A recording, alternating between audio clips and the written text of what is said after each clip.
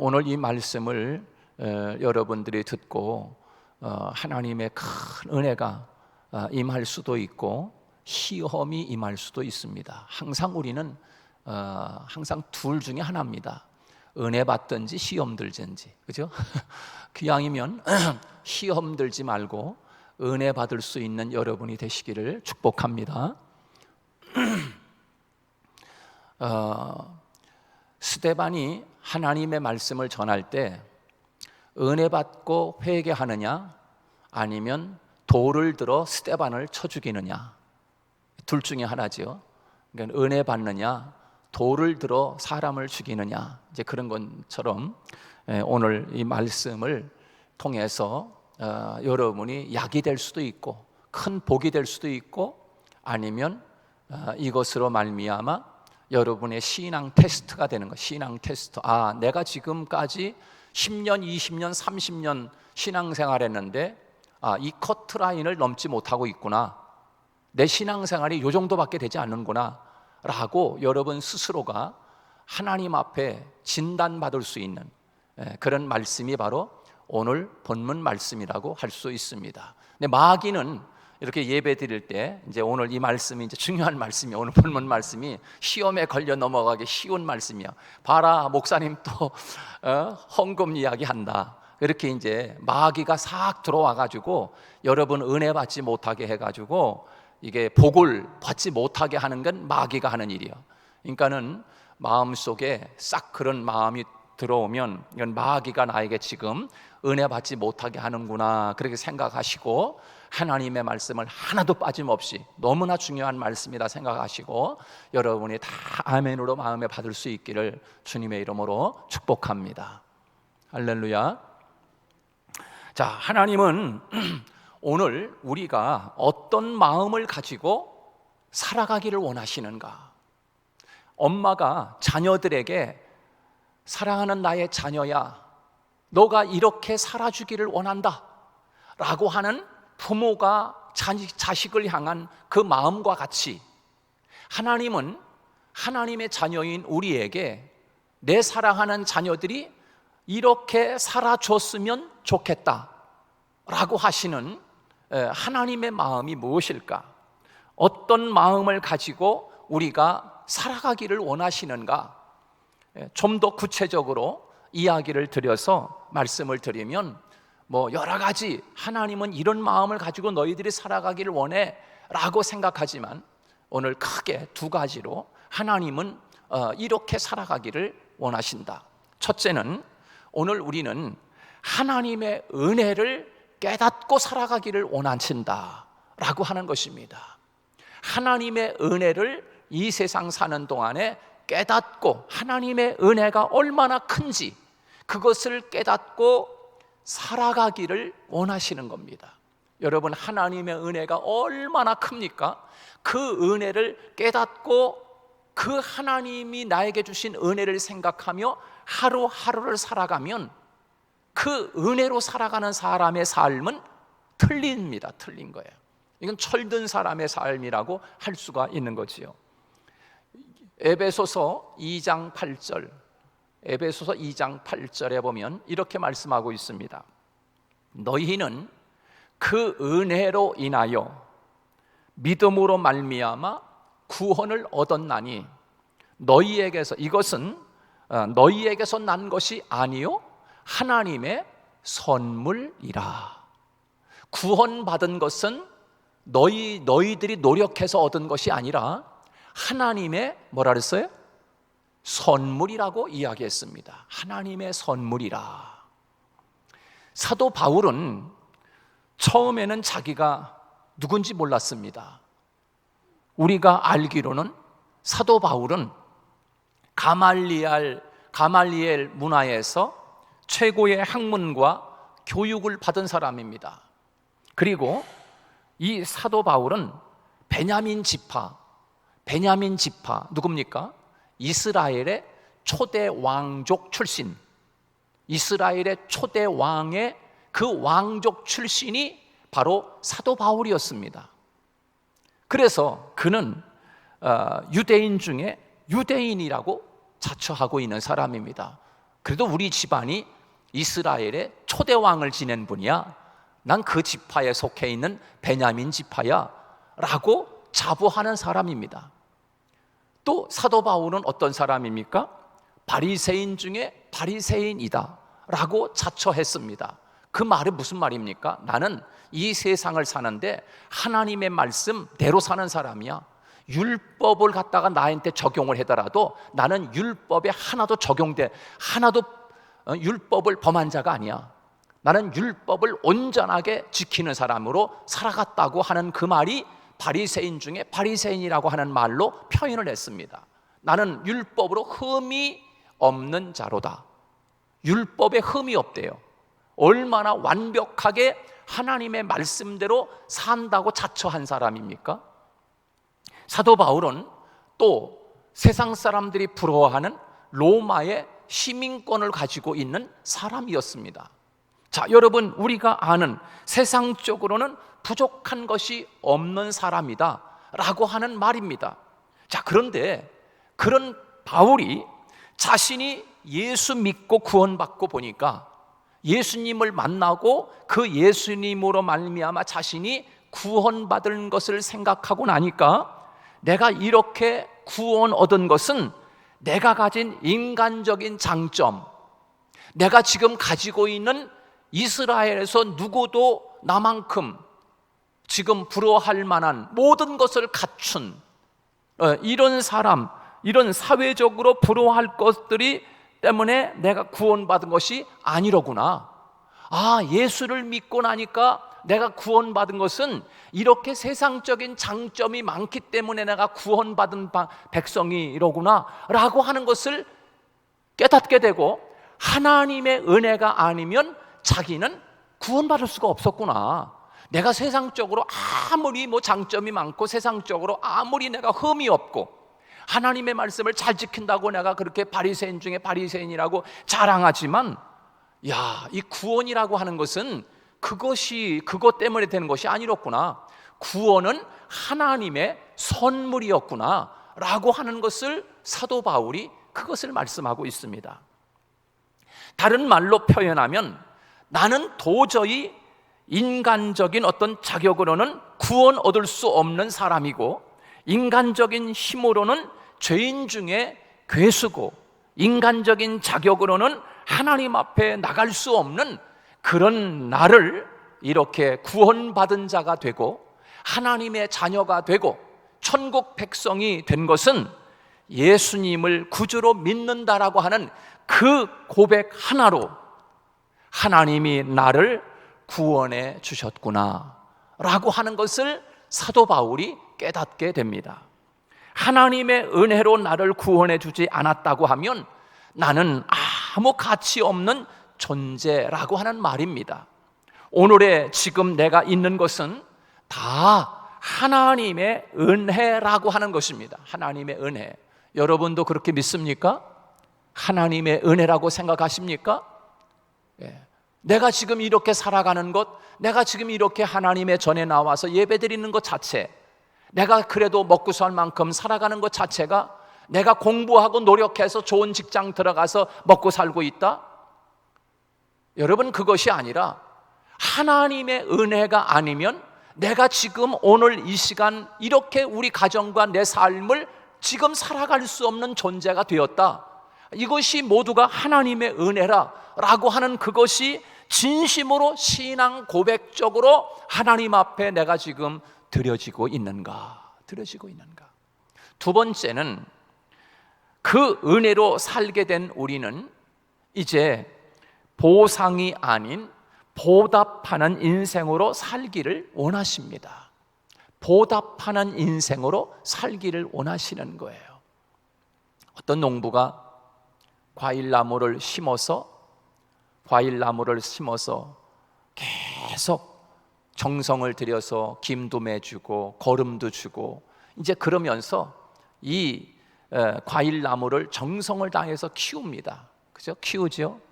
그러면 그렇게 정성을 받은 이 과일나무가 커가지고 이제는 주인에게 뭐 합니까? 보답을 합니다. 열매를 열려서 주인에게 보답을 하는 거예요. 보답을.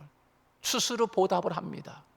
하나님은 우리에게 어렸을 때는 말하는 것이 어린아이와 같고 생각하는 것이 어린아이와 같고 신앙생활이 어린아이와 같지만 이제 장성한 사람이 되어서 10년, 20년, 30년 돼서 이제 묵은 닭이 됐어요. 이제 신앙생활이 아주 성숙한 사람들이 다 됐어요. 이제는 하나님 앞에 보상이 아니라 내가 이렇게 봉사했으니까 이런 축복을 하나님이 주실 거야 라고 하는 그 어린아이의 보상 심리를 벗어나서 이제는 하나님 앞에 그 은혜를 깨닫고 하나님 어떻게 하면 보답하며 살 수 있습니까? 하나님 내가 어떤 봉사를 할까요? 하나님 내가 하나님 앞에 어떻게 하나님을 기쁘게 드릴 수 있을까요?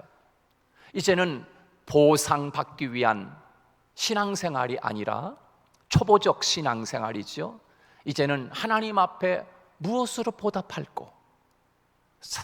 다윗이 하나님 앞에 그렇게 고백한 것처럼 무엇으로 보답할꼬라고 하는 그런 마음으로 신앙생활하며 살기를 원하시는 것이 하나님의 두 번째 큰 마음이다. 어떻게 하면 보답하며 살 수 있을까라고 하는 것. 첫째는 하나님의 은혜를 깨닫고 살아라.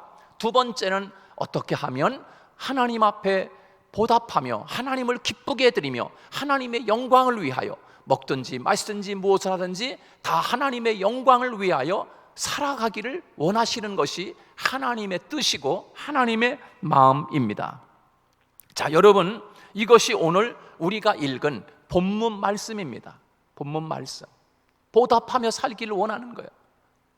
오늘 본문 10절 말씀을 같이 한번 읽어봅니다. 10절 다 같이 한번 읽습니다. 시작. 만군의 여호와가 이르노라. 너희의 온전한 11조를 창고에 들여 나의 집에 양식이 있게 하고 그것으로 나를 시험하여 내가 하늘문을 열고 너희에게 복을 쌓을 곳이 없도록 붙지 아니하나 보라. 보라. 여러분, 말씀을 자세히, 여러분, 저는요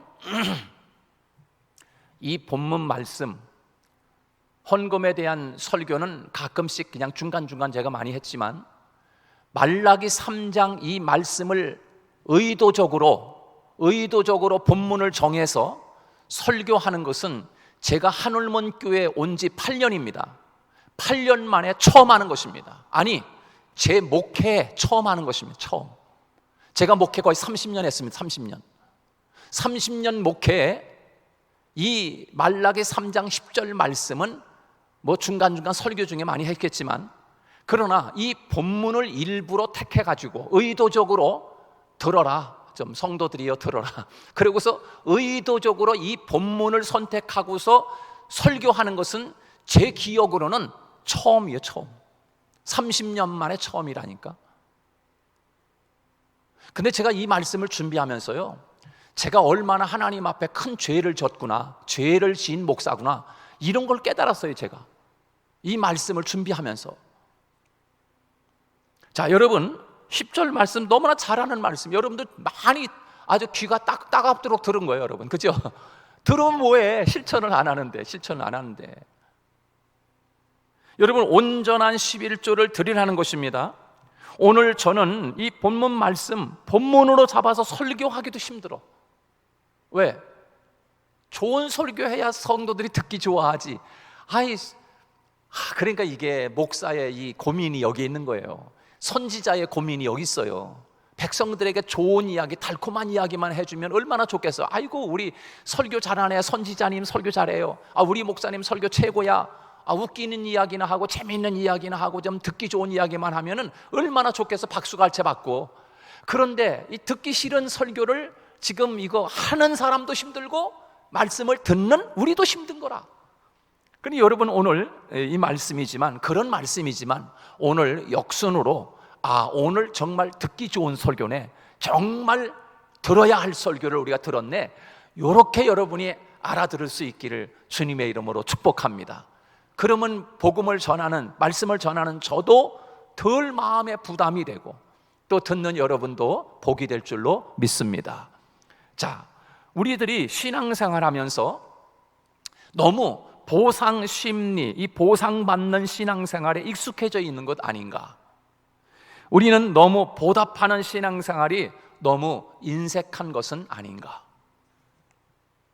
11조라고 하는 것은 하나님이 우리에게 부담 주기 위해서 우리에게 말씀하는 것이 아니라 우리를 축복하기 위한 하나님의 놀라운 계획 속에 담겨진 하나님의 말씀인 줄로 믿습니다. 하나님이 우리에게 복 주시기 위한 말씀인 거예요. 우리를 죽이기 위해서, 우리를 힘들게 하기 위해서, 우리에게 부담 주기 위해서 주시는 말씀이 결코 0.00%도 아니라는 사실이에요. 10절에 보면 이렇게 말씀했어요. 다 같이 이거 10절 앞부분만 읽어봅니다. 시작. 만군의 무슨 여호와가? 만군이 뭡니까? 만군이. 이 만군이라고 하는 말이 오늘 3번, 4번 나오죠. 9절, 9절마다 만군, 만군의 여호와, 만군의 여호와. 다른 데서는 뭐 그냥 여호와 뭐 능력의 뭐 여호와 그렇게 나오는데 오늘 이 말라기 3장에서는 계속 하나님이 말씀하시기를 만군의 여호와라고 계속 말씀하고 있어요. 여기서 이 만군이라고 하는 말은 온 세상 천지의 주인됨을 말씀하는 것입니다. 온 세상 천지의 주인되다, 내가 주인이야 라고 하는 말씀이요. 그 말씀을 지금 만군의 여호와, 만군의 여호와, 만군의 여호와 계속 반복해서 우리에게 말씀해 주고 있어요. 세상 천지의 내가 주인이다, 내가 주인이야. 여러분, 세상 천지의 주인됨을 의미하고 있는데 물질의 주인도 누구라는 거예요? 물질의 주인 누구예요? 여러분이요? 하나님이라는 거야. 땅과 하늘의 주인도 하나님이시고 시간의 주인도 하나님이시고 어제도 오늘도 내일도 주인은 하나님, 알파와 오메가. 이 세상 천지 모든 것이 내가 주인이다 라고 그 주인 되시는 하나님이 말한다, 말하였느니라, 이렇게 지금 말씀하고 있어요. 여러분, 그분이 말씀하는 것입니다. 이르노라, 만군의 여호와가 이르노라, 너희의 온전한 11조를 창고에 들여 하나님의 집에 양식이 있게 하라. 그것으로 나를 시험하여 내가 하늘문을 너희에게 복을 쌓을 곳이 없도록 붙지 아니하나. 시험해보라는 거예요. 시험해보라. 내가 너희들이 가지고 있는 물질의 주인이라는 사실을 시험해서 한번 테스트해보라는 거예요. 테스트해보라. 할렐루야. 그런데 우리는 이 테스트는 무슨 테스트? 테스트는 무슨 테스트? 내가 너희에게 줄 것이 얼마나 많은데 이것을 다 주고 싶은데 너희는 나에게 11조도 드리는 것에 인색한데 더 많은 것을 주면 그 주는 것이 너희에게 복이 아니라 내가 너희에게 더 많은 것을 주면 그것으로 너희는 그것이 곧 저주가 되기 때문에 하나님이 지금 안타까워하는 모습으로 우리에게 오늘 본문에 말씀하고 있는 것 아니겠습니까? 오히려 더 많이 주면 11조도 드리지 못하는데 더 많은 것을 주면 오히려 시험에 빠지게 될까 봐 주지 못하겠다는 거예요. 온전한 11조를 드리는 마음으로 너희 마음을 열면 하나님이 주시는 무궁무진한 축복이 우리에게 이른 비와 늦은 비 같이 하나님이 주시겠다라고 하는 것입니다. 제가 예전에 주일학교 30년, 35년 전에 주일학교 교육 전사로 있을 때 심군식이라고 하는 목사님이 계셨습니다. 그 심군식 목사님이 쓰신 설교집이, 어린이 설교집이 있고 예화집이 있습니다. 그리고 심군식 목사님이 쓰신 어린이 설교 예화집에 이런 이야기가 있습니다. 초등학교 다니는 아이가 이제 주일학교 예배를 드리기 위해서 가기 전에 엄마가 불러서 얘야 이리 와라. 그리고서 엄마가 그 아이에게 동전을 한쪽 손에 동전을 100원짜리를 줘주고, 이거는 하나님 앞에 예배드리면서 헌금해야 돼. 그래서 100원짜리 하나를 그 어린아이 손에 쥐어줍니다. 그리고 또 하나 100원짜리를 이쪽 손에 쥐어주면서, 이것은 네가 예배드리고 나오면서 무엇이든지 내가 먹고 싶은 간식을 사서 먹어. 그리고서 양쪽 손에 100원 100원을 쥐고서, 그래서 이 아이가 이제 엄마가 이제 동전을 쥐고서 이제 가는 거예요. 이제 교회 학교를 가다가 애들 놀잖아요. 이렇게 놀고 가다가 이 아이가 가다가 이 동전 하나가 떨어졌어요. 이렇게 놀다가 땅에 뚝 떨어져 가지고 띠굴 굴러 가지고 어디로 들어갔겠어요? 그만 하수구로다가 띡 하고 들어갔어. 이 하수구로 맨홀로 빠져가지고서 들어가 버렸어.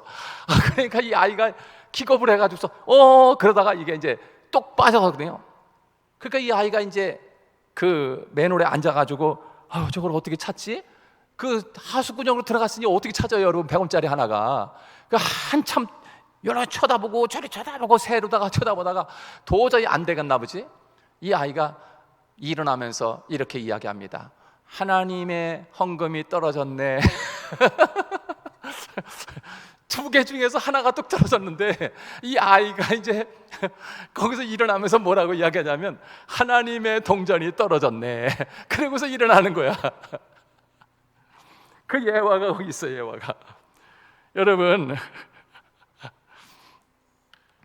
지금 이 잃어버린 동전은 하나님의 것이라는 겁니다. 하나님의 것. 한 손에 있는 것은 내 돈이니까 내 마음대로 해도 된다는 것입니다. 여러분, 정말 동전 하나 잃어버리고 나면 나머지 동전이 내 것일까요? 어머니의 마음을 생각하면 하나를 잃어버리면 그 하나는 어디에다가 드려야 하는 동전입니까?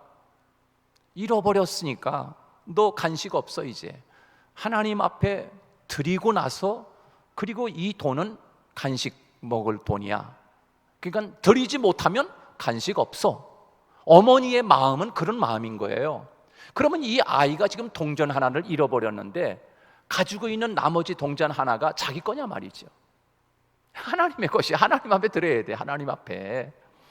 여러분, 하나님의 동전이든 내 동전이든 어떤 것이 떨어졌든지 간에 하나를 잃어버리면 이 동전을 준 엄마의 마음은 나머지 동전이 하나님의 헌금에 들어가는 것이 어머니의 마음 아닙니까? 나머지 한 개가 온전히 축복이 되기 위해서는 전제 조건이 있습니다. 그것이 뭡니까?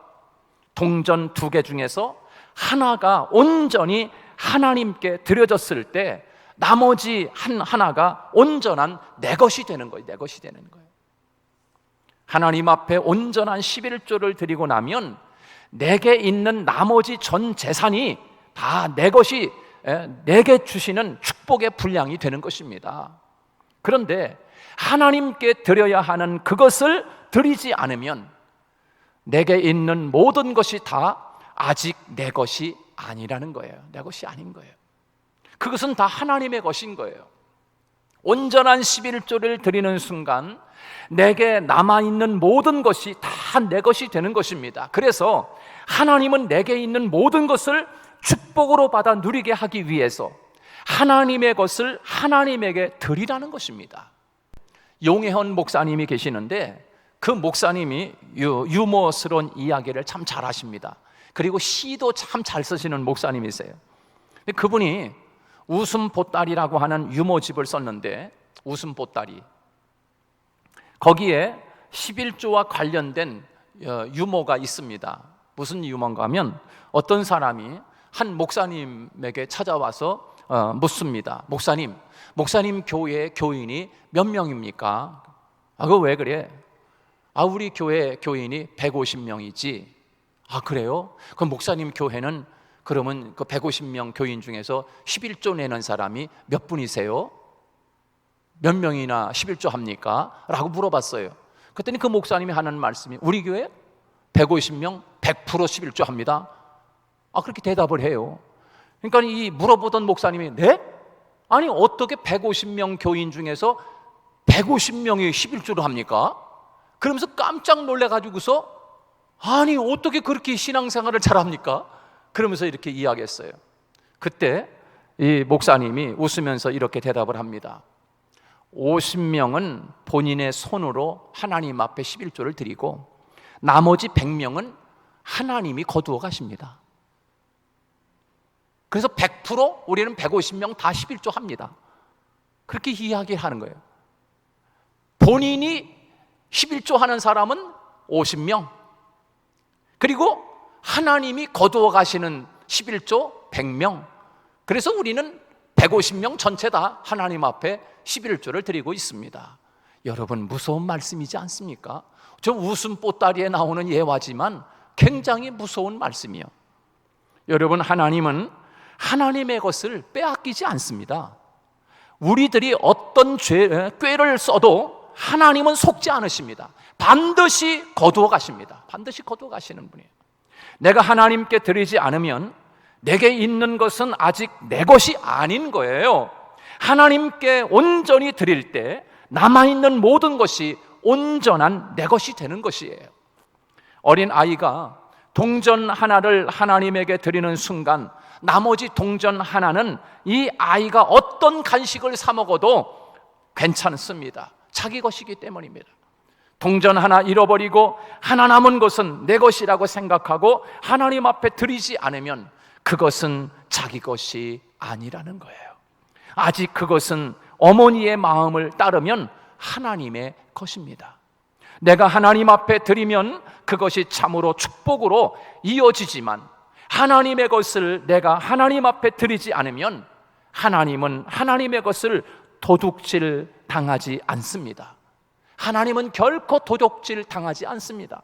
하나님이 반드시 거두어 가신다는 사실입니다. 우리의 착각 속에 하나님이 우리의 것을 거두어 가실 때 그것은 충격으로 다가옵니다. 충격으로 다가와. 하나님이 우리의 11조를 거두어 가실 때는 충격으로 다가오는 거예요. 충격으로. 우리에게 얼마나 큰 아픔으로 다가오는지 모릅니다.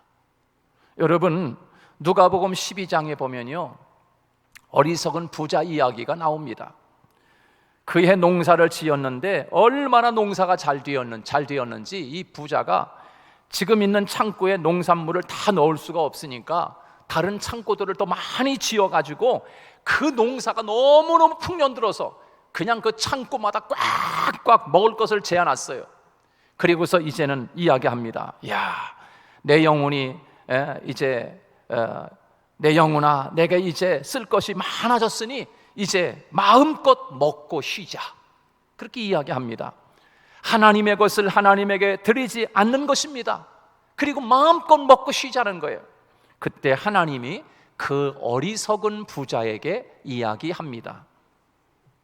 누가복음 12장 20절에서 이렇게 이야기합니다. 어리석은 자여, 오늘 밤에 내 영혼을 도로 찾으리니 그러면 내 준비한 그 많은 풍년된 곡식이 누구 것이 되겠느냐? 라고 하나님이 그렇게 말씀하십니다. 하나님의 것을 하나님에게 드리지 않으면 하나님이 다 거두어 가시겠다는 것입니다. 영혼을 거두온다라고 하는 것은 그 사람의 모든 것을 거두어 가신다는 말 아닙니까? 그 영혼을 거두어 가신다.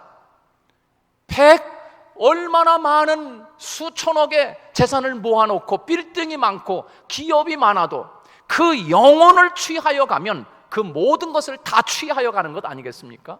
하나님이 거두어 가신다.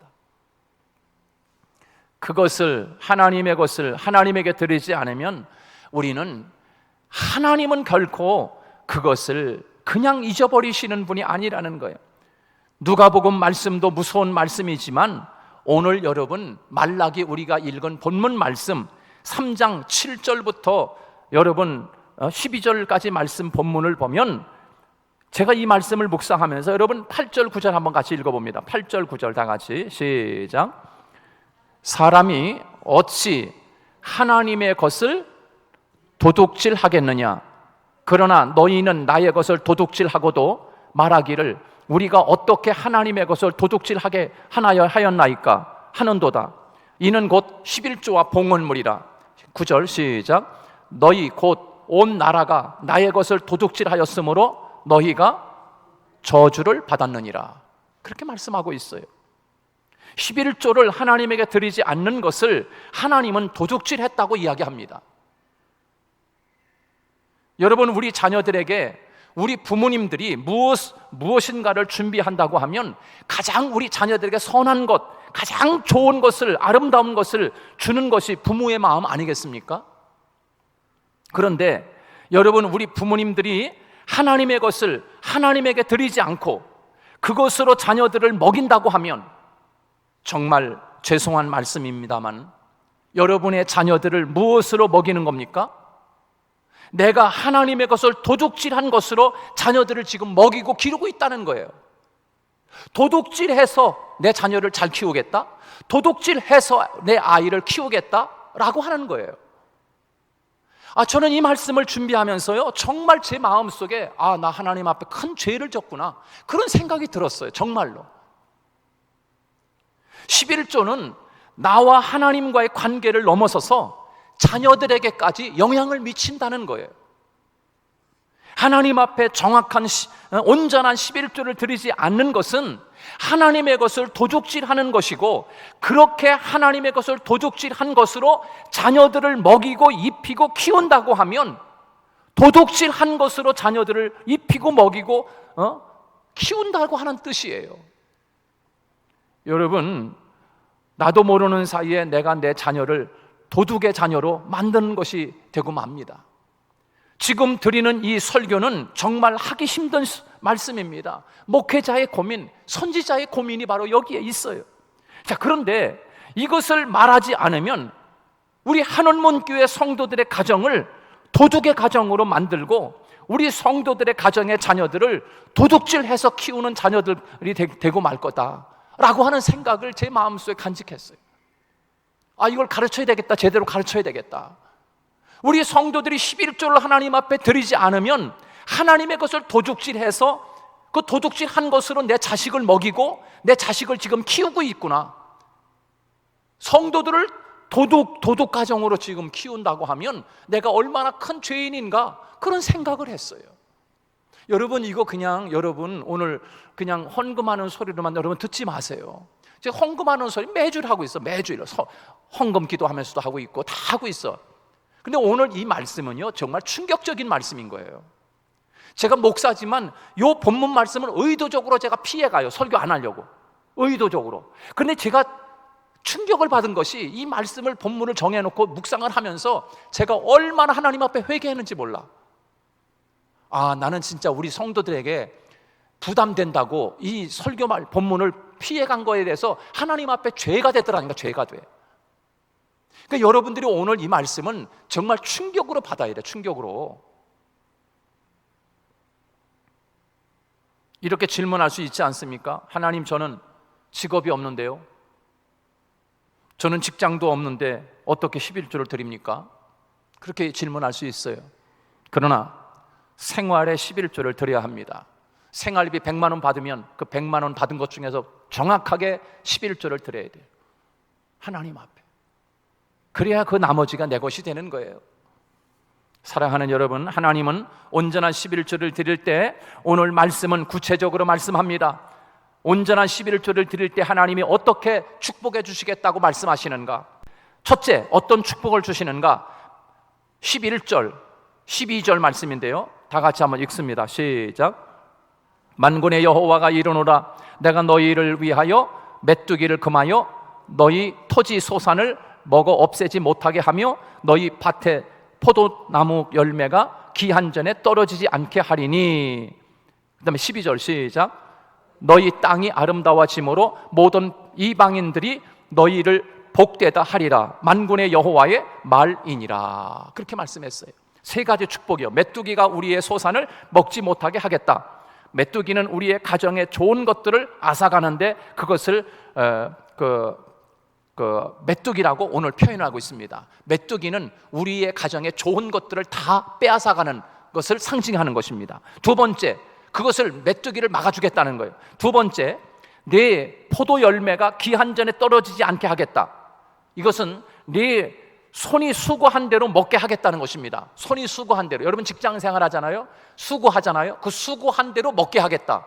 여러분 직장 생활 땀 흘려서 죽도록 일했는데 수고한 것을 먹지 못하고 다른 데 다 새나가, 빠져나가. 다른 데 다른 사람이 먹어. 그걸. 이거 얼마나 억울해. 그거를 하나님이 기한전에 떨어지지 않게 하겠다고 하나님이 막아주겠다는 거예요. 세 번째 축복이 뭡니까? 내 땅에 아름다워지는 축복을 하겠다. 내 땅이 아름다워지. 여기 땅이라고 하는 것은 우리 자신을 말합니다. 우리 자신. 그래서 그 땅 마지막 부분에 가면 우리 한 사람 한 사람 이방인들이 보면서, 이방인 사람들이 우리를 보면서 너희를 복되다, 그렇게 말하고 있습니다. 그래서 이 땅이라고 하는 것은 우리 한 사람 한 사람을 하나님이 잘되게 하겠다, 복되게 하겠다. 여러분의 자녀들을 하나님이 볼 때, 야, 저 집 네 집 새끼야, 아이고 저 사람 엄마가 얼마나 신앙생활 잘하는지, 믿음의 가정의 자녀래. 이방 사람들이 그 자녀를 보면서 복되다, 이렇게 이야기한다는 거예요. 여러분, 이 축복, 오늘 이 말씀을 마음에 새기고 하나님 앞에서 이제는 11조를 넘어서는 신앙생활이 되기를 주님의 이름으로 축복합니다.